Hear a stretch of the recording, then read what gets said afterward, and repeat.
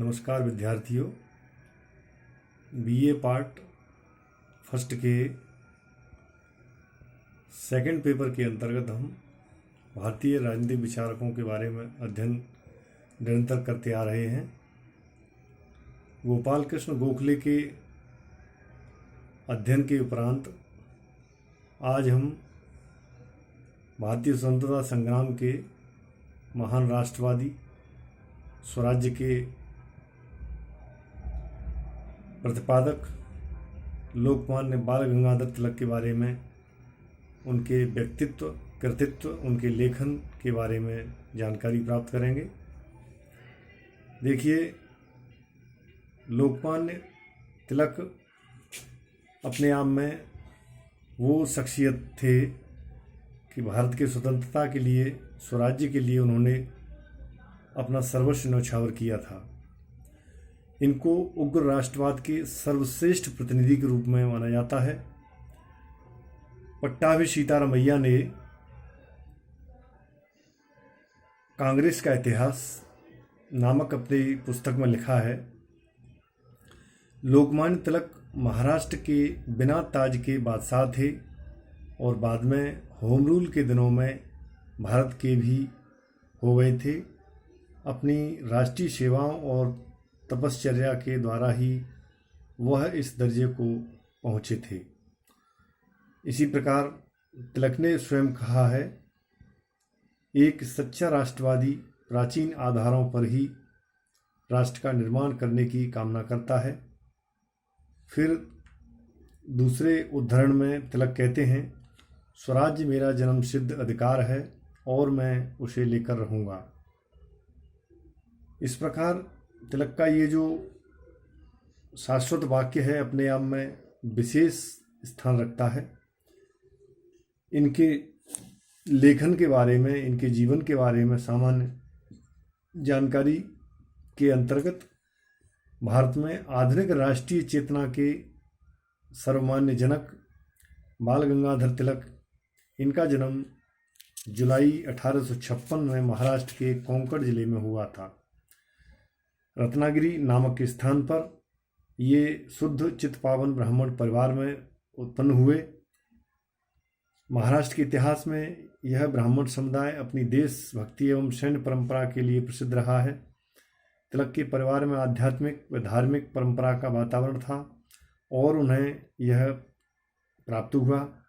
उनके पिता गंगाधर तिलक एक अध्यापक थे और उनकी संस्कृत व गणित में विशेष रुचि थी। तिलक की माँ पार्वती एक धार्मिक एवं कर्मकांड में आस्था रखने वाली महिला थीं। जब तिलक 10 वर्ष के थे तभी उनकी माँ का स्वर्गवास हो गया।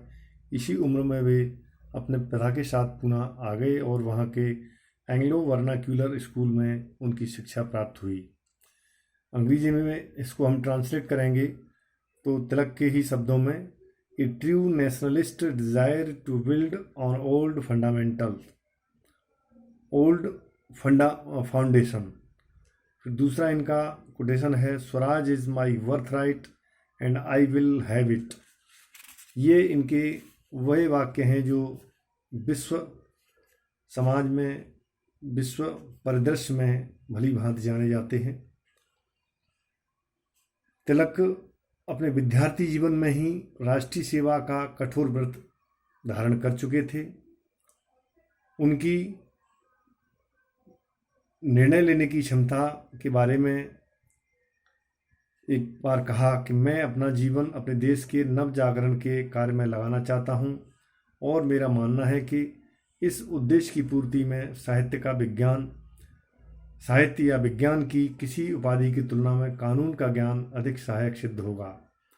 मैं एक ऐसे जीवन की कल्पना नहीं कर सकता जिसमें कि मुझको ब्रिटिश शासन के साथ संघर्ष न करना पड़े। विद्यार्थी जीवन के तुरंत बाद ही तिलक ने सक्रिय रूप से अपना सार्वजनिक जीवन प्रारंभ किया। उन्होंने आगरकर तथा विष्णु शास्त्री चिपलूणकर के साथ मिलकर जनवरी 1880 ईस्वी में न्यू इंग्लिश स्कूल की स्थापना की।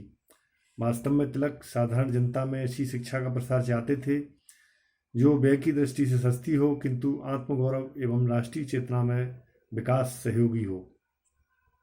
इस उद्देश्य की पूर्ति के लिए उन्होंने आगरकर की मदद से 20 नवंबर 1884 में दक्षिण शिक्षा समाज डेक्कन एजुकेशन सोसाइटी को स्थापित किया। इस संस्था के अधीन ही उन्होंने बम्बई प्रेसिडेंसी के गवर्नर के नाम पर फर्ग्यूसन कॉलेज की भी स्थापना की।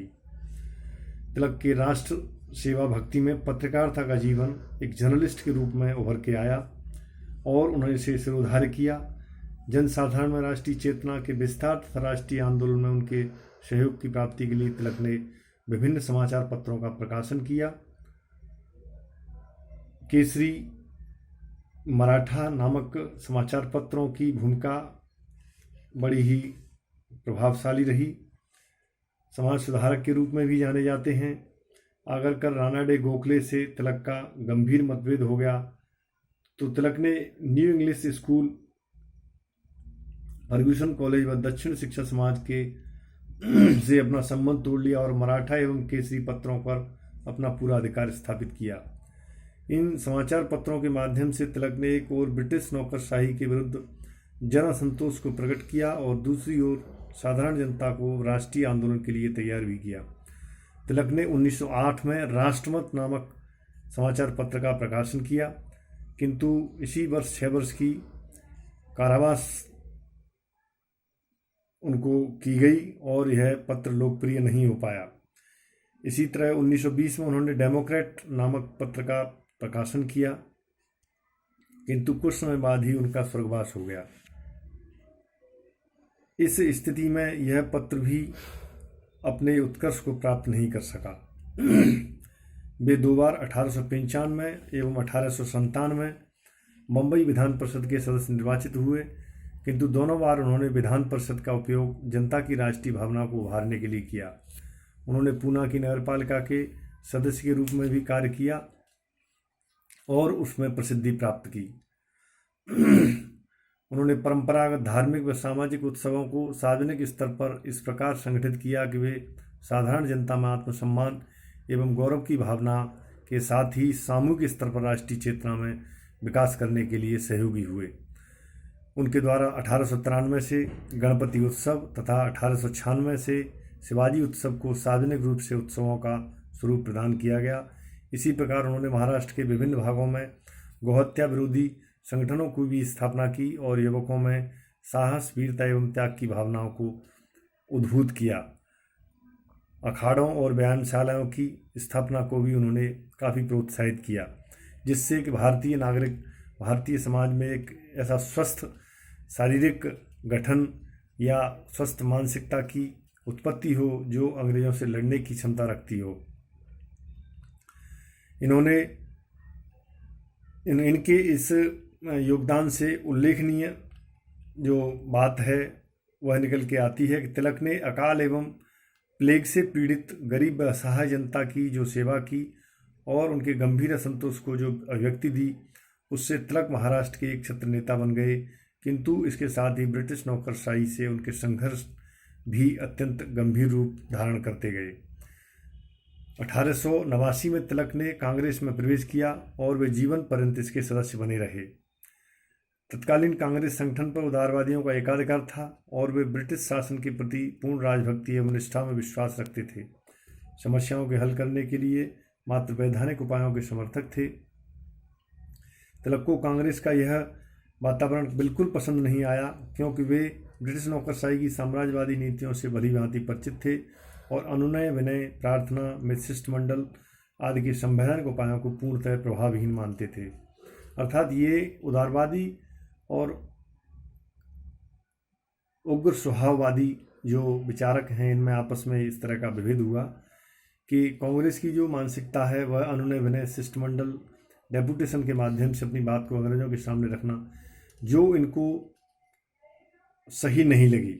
इनका उद्देश्य था स्वराज प्राप्ति, उग्र स्वभाव से या तुरंत प्रभाव से अपने आक्रामक रुख के द्वारा अंग्रेजों पर आधिपत्य किया जाए, उनको यहाँ से खदेड़ा जाए। उन्होंने सन 1904 से कांग्रेस की राष्ट्रीय राजनीति में पूर्ण सक्रियता से भाग लिया और उसमें सामयिक परिवर्तन का एक बहुत बड़ा तूफान खड़ा कर दिया। वायसरॉय लॉर्ड कर्जन ने सन 1905 में बंगाल प्रांत को प्रशासनिक आधार पर 2 टुकड़ों में बांट दिया। वास्तव में यह विभाजन हिंदू व मुस्लिम जनसंख्या में भेद उत्पन्न करने के लिए किया गया था। इन्होंने 1905 में बनारस के कांग्रेस अधिवेशन में तिलक ने स्वदेशी एवं बहिष्कार संबंधी प्रस्तावों को पारित किया।